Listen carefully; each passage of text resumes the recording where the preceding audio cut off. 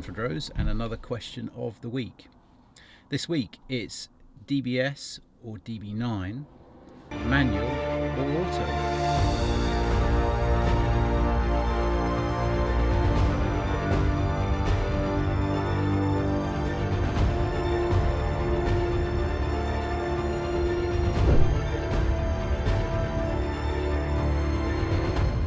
Now, we've done a few videos of DB9 manual and raved about how thrilling it is to drive that 6-litre V12 engine with a stick shift and the freedom that you get.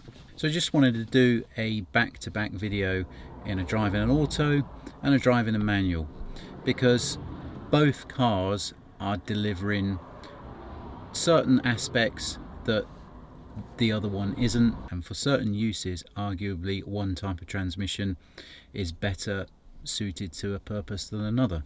We're going to use this DBS for the discussion for the auto, and then we're going to jump in the DB9 manual, which has been performance evolved to a state to exceed DBS on all but braking. Engine performance of the DB9 manual is more than DBS, meaning although it's a DB9, it's a good comparison to use against this DBS. Now, both cars are GT cruisers, and arguably for cruising down the motorway, the auto is the better option. Around town, when you reach your destination, searching for your hotel, arguably an auto is the best solution. Leave it in D, don't have to think about the transmission. Maintenance, well, there's no clutch assembly to renew on the auto. Every now and again a transmission fluid change. It really is forget where the manual will need a little bit of fettling every now and again. And instead of pressing a clutch pedal a million times with your left leg over the course of the ownership, then hitting that D button and just sitting back and relaxing, there's a lot to be said for that. So we're just going to take a drive now of the Bamfordrose loop, one in the DBS auto, one in the DB9 manual, and just feedback an experience of that drive. So we're doing 40 miles an hour in 5th gear with about 10% pedal demand on. I'm going to increase the pedal demand to about 50%, and instantly it's done a 5-3 change. It put the engine revs to a nice place on the torque curve, instant acceleration. That translates into a spirited drive where you're not feeling upset because you haven't got a stick. There is a lot to be said for pressing a D button, pressing a park button, pressing a reverse button, and having the relaxing drive from that experience that the automatic gives. But now we'll go a little bit more spirited and we'll start selecting gear off the pedals. So we're in pedal 6, pedal 5, pedal 4, pedal 3. Those downshifts just aren't as quick as what they would be on an automated shift manual, or what you'd be in control in if you were changing gear yourself with the stick. Changing through the box there, about 50% pedal demand, is silky smooth transition between gears, and the pedals are quite responsive. I remember when the ZF 6-speed came out on DB9 in 2004, it was considered a revelation in how quick shifting was.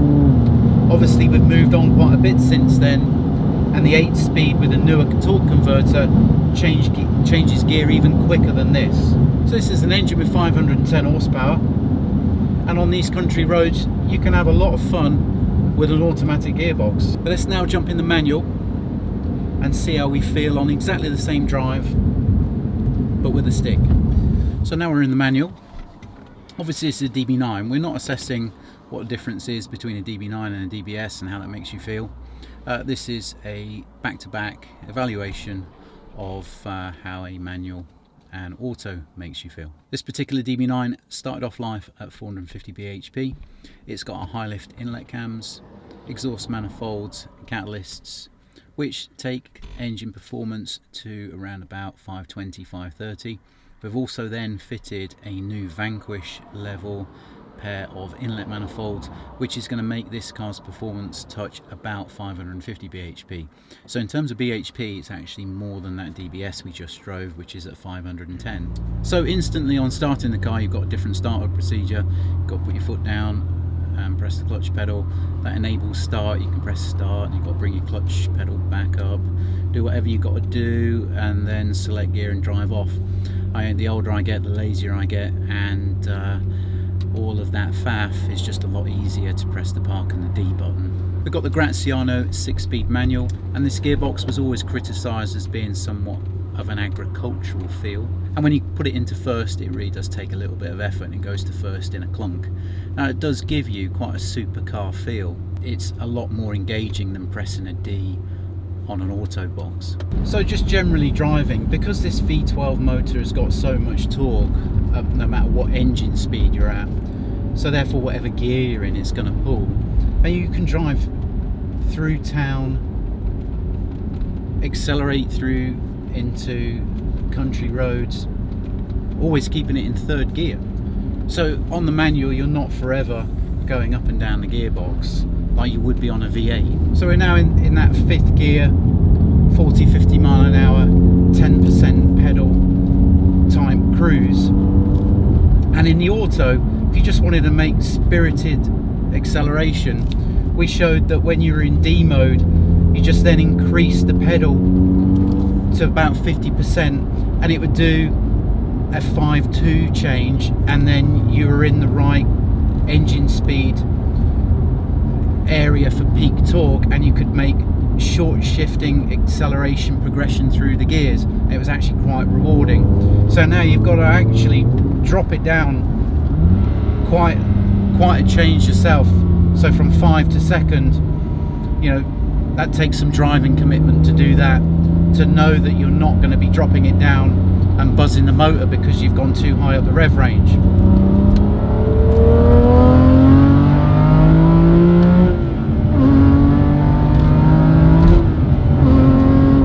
Because you're in control of the transmission, it's just begging you to rev the engine through to the red line and go through to the red line in each gear. Whereas the auto in D mode sort of prefers to be wafted through the box short shifting. So that's one thing that's immediately noticeable.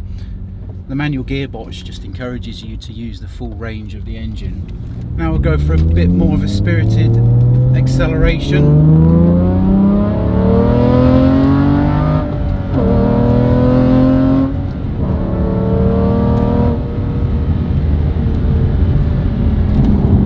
That to using the paddles on the auto, and the speed of gear shift and the engagement that the driver has with the car, there's just no comparison. The manual gives the much more engaging drive. So it depends what you want to use the car for. If it was for holidays, GT cruising, there's a lot to be said for the auto. Much more relaxing, effortless, smooth drive without even thinking about it.